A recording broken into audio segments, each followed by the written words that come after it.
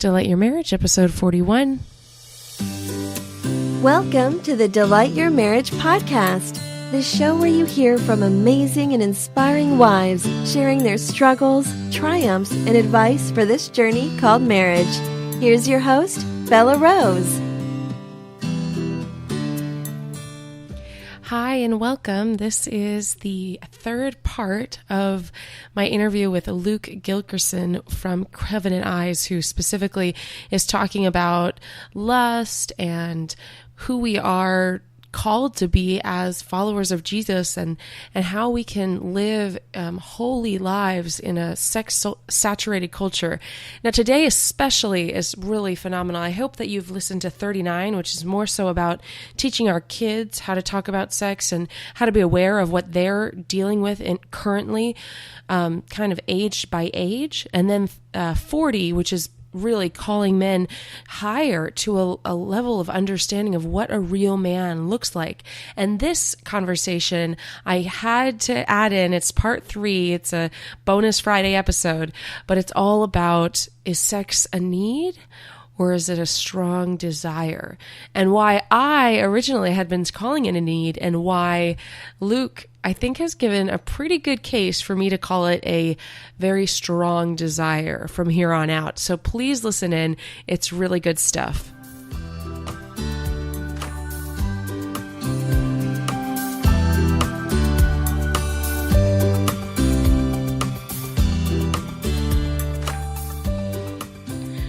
So on that, are there any other thoughts you wanted to share, Luke, before we wrap up that you feel like burning on your heart that you want to make sure people get?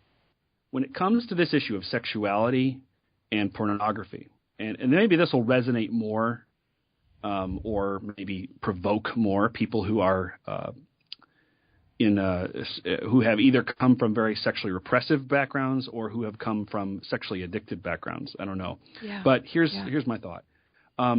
Resist the urge to identify or to call sex a need the same way that we would call other things needs. Here's why I'm saying that, because I think it's some people mean when they say sex is a need, they mean one thing, and some people that say sex is a need, they mean something totally different. Some people, when they say sex is a need, what they mean is when they think of need, they think of something that I have a right to, and therefore when I don't get, I can justify certain behaviors that God does not justify. So, for instance, if I'm single and I think sex is a need, then I'm more likely to treat God as a capricious creator who's not giving me what I need because I don't have a spouse yet. So, therefore, I'm going to get whatever I can get, however I can get it, and I don't really care. So that's or if I'm married and my wife is sick or pregnant or laid up or something's something's going on. Yeah, right? yeah. And I say sex right. is a need, then Right. I am likely to justify sneaking off to do whatever I want to do because this is a need. And therefore, she's not going to meet my need, so I'm going to meet my need however I can meet it. I mean, I think about other guys I know. I know guys who their wives have become physically debilitated through chronic infectious diseases or whatever. If those guys approach life as if sex is a need, that's right. How does that impact their life when now they have to serve and care for their wife and put diapers on her or something? Right? How does that impact a man's life when he says sex is a need and I'm stuck with this one? It's like, that is not the kind of life I want to – that's not the kind of attitude I want to bring to my marriage. If I say sex is a good, holy, awesome desire, I place it alongside all these other desires that I have and everything that God says about those desires, my attitude towards fulfilling those desires is a whole lot more balanced. Now, other people, when they say need, they mean something a little different. They may mean it just as probably a much more subdued or lighter definition of the word need. They mean something a little different. I resist calling it a need for those reasons. Instead, I think we actually give sex a greater value when we identify it as a desire, not a need. When we say it's a desire, we're saying it's a good thing. God created the desire, but we're also saying it like all desires, has its place. If I desire sex, but that does not mean, even though it's a good desire, that I should have it whenever I want, however I want, and with whomever I want. That's not true. It's a desire, but it should be placed alongside the spectrum of all kinds of other desires and alongside everything that God says about those desires. So that's important. I think that's really important for wives and husbands to get.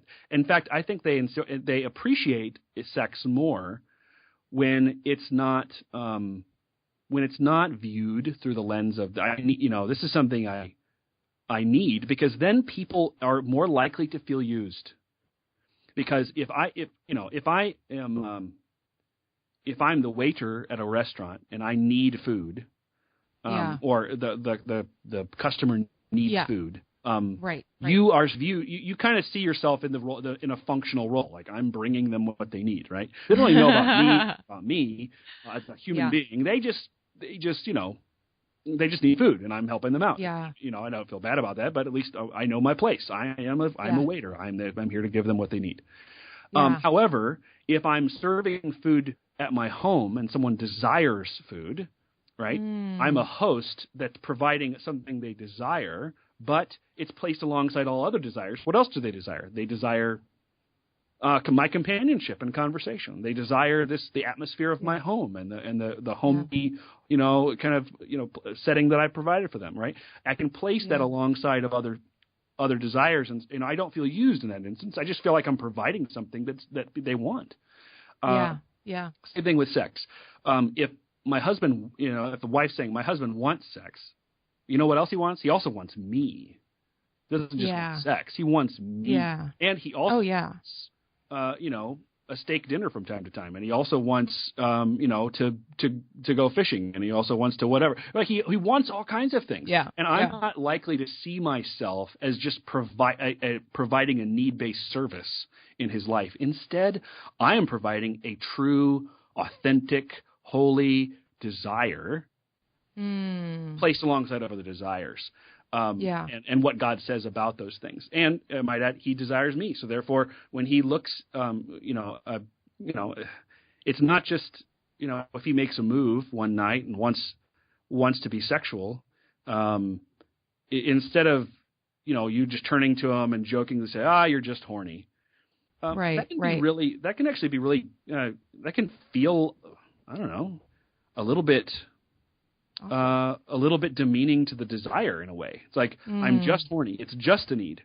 It's just something, you just want to get off. That's all you want, kind of thing. And even if she doesn't mean it that way, it's like, well, I don't need sex. And I want you. I want you. I want closeness to you. I want the experience of sex, but I want it to be with you. And when we start framing our ideas about sexuality in terms of desires and not in terms of needs, I think that will really help with a lot of the. My point is, if we start talking about sex in terms of wants and desires and not in terms of needs, I think it helps to frame the issue, especially when porn's been a problem.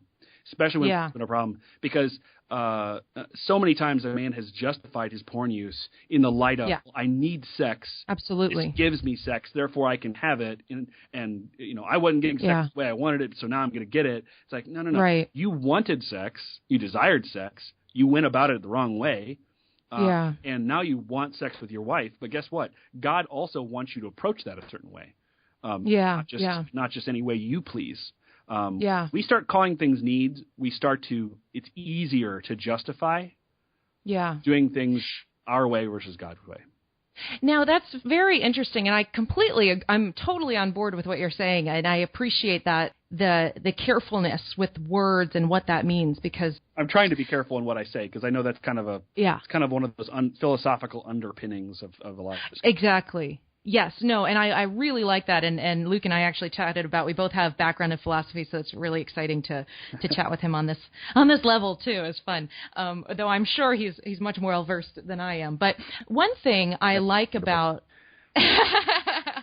oh, thanks.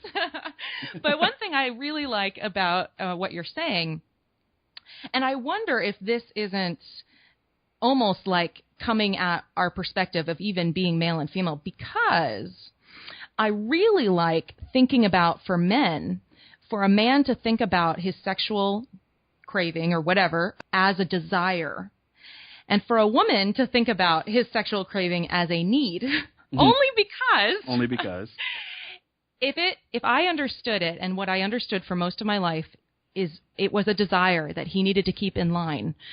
The priority that it placed on my life was low. Was minimal. Okay, I see what you mean. Yeah. Yeah, and it wasn't until I realized, in terms of his top 3 priorities of being fulfilled, this is number 1. For me, it's probably number 6 or something like that. If I didn't understand that it was that much of a priority, it would not be part of my daily life. It would be part of my weekly life and definitely monthly life. But in terms of daily, every other day, at the most every 3 days, whatever, I wouldn't organize my life in a way that, what am I eating? What am I thinking about? How am I keeping my body? Like you mentioned, my sexuality is not just mine, it's my husband's. And so every part of my lifestyle has to be considering his desire, and again, to the level of priority of a need in my heart. But like you said, that can never be a justification for a man to go and sin. That's not, and for a woman, that's like obvious. But for a man, it's not. Does that make any sense? It does. And I think and then we can nuance this even more. Please. So that when we say something is a desire, it's not. See, here's the thing: needs have kind of a black-white. It's kind of an on-off switch. Something's a need or it's not a need. You either need it or you don't need it. Desires can be nuanced. So that means I desire, I don't know, someday in my life to go skydiving. I don't know that I ever will. Yeah. I desire it. How much do I desire it, or how do I weigh that desire against other things?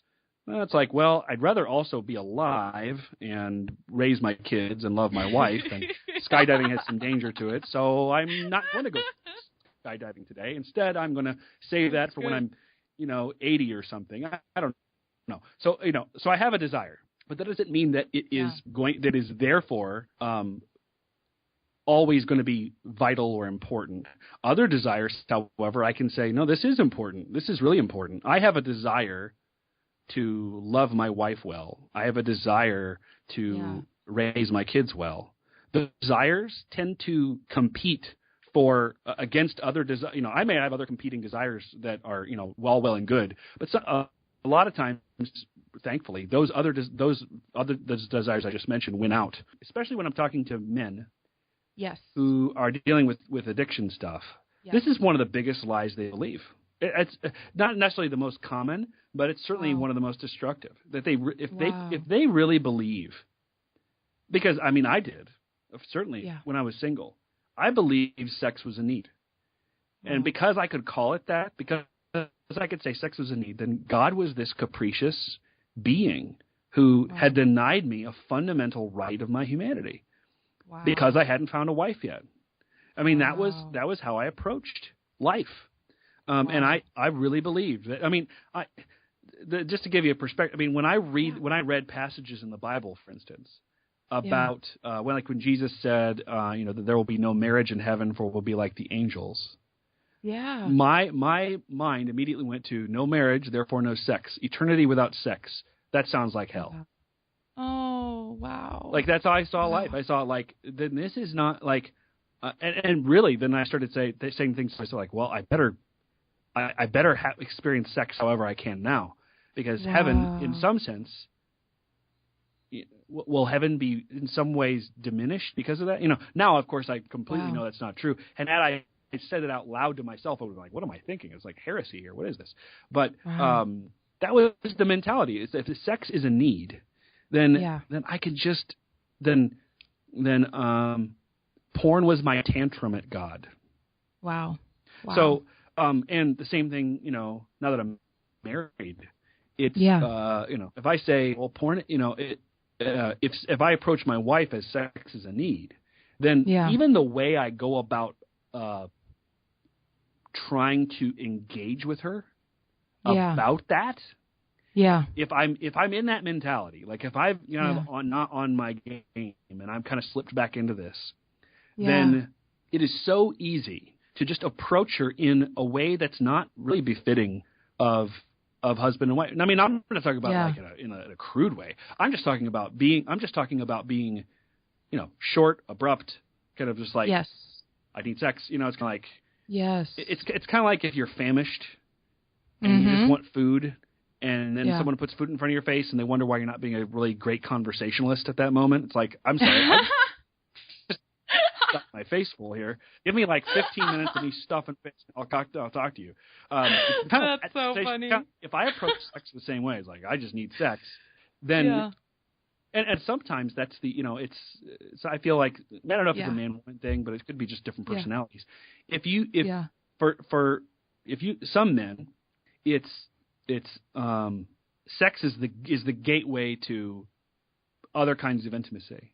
So it's like, I get to, like, it's what opens the door. Because then after sex, then it's like cuddle, let's talk, let's giggle, whatever.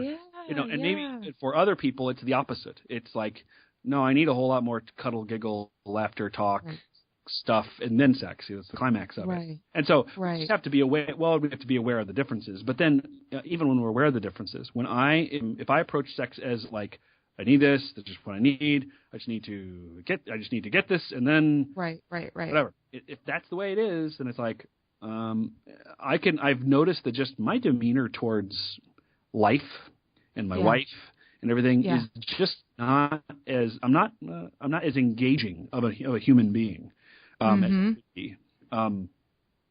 But if sex is the desire, and I'm just registering that throughout the day, I'm just saying, I want this. Then I go home and I recognize that's not. I don't just want sex. I want her. So I approach her differently. I talk to her differently. I engage with her throughout the day.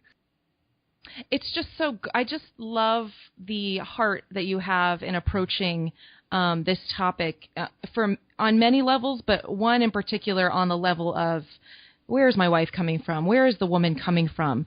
Let's stop thinking about the woman as the conduit for sexual needs. That's not her purpose.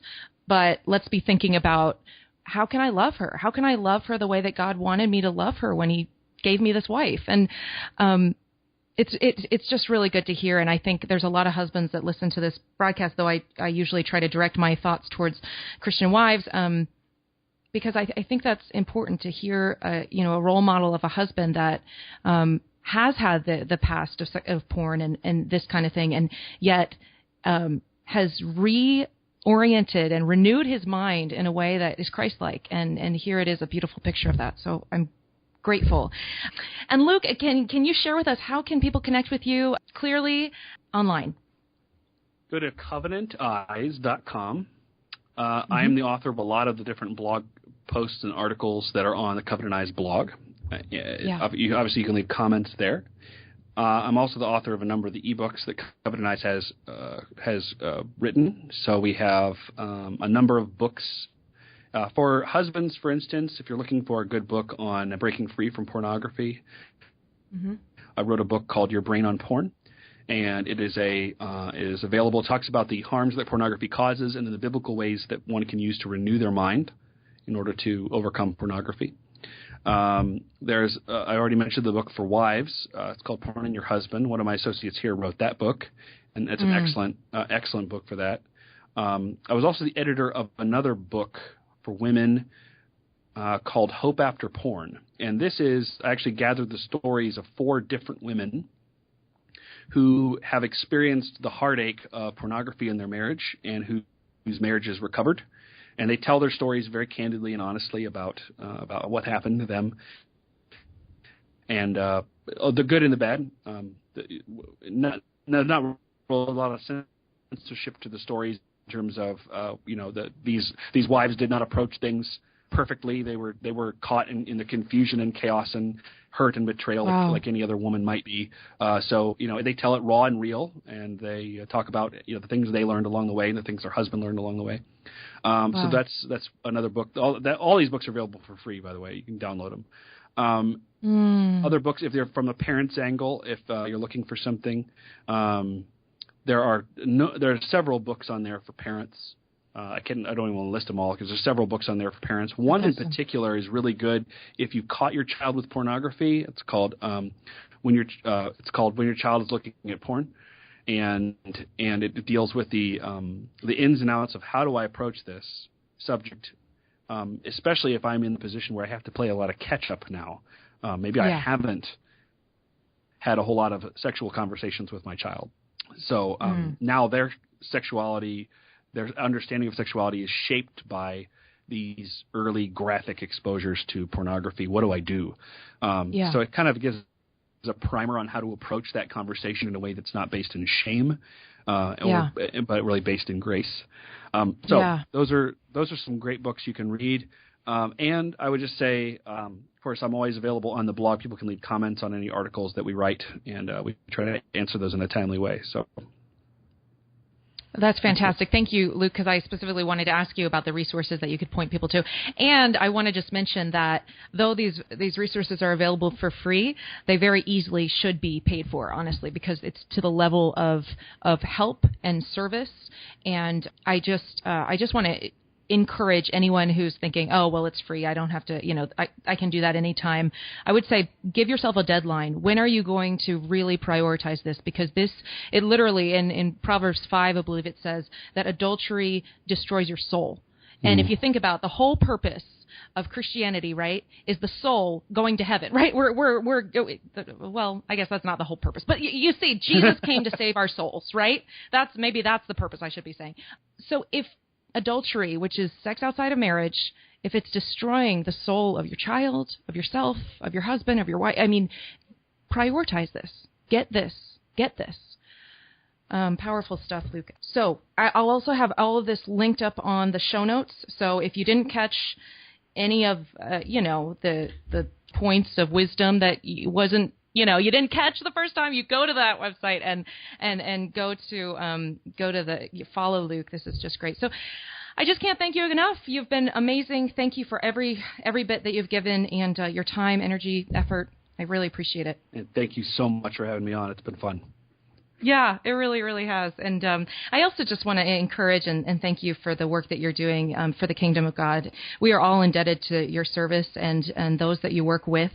And I just am so grateful that the treasures in heaven that you all are doing day by day. I just am so grateful. So I just want to mention that. Thank you so much. I appreciate it. So if you haven't yet listened to episode 39, 40, and now this is 41, make sure you do, because it's packed full of such great wisdom and insight.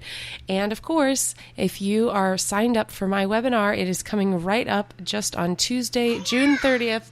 My little son in the background is excited, you can tell. But of course, the title is How to Make Him Wild for You, the 5 Secrets to Receive Love and Passion in God's Plan. I really hope that you make it a priority to be there with me live. And we'll talk then. God bless you. Bye. Thanks for listening. If you've been blessed by this, why not share it? Until next time, live with love, wisdom, and passion.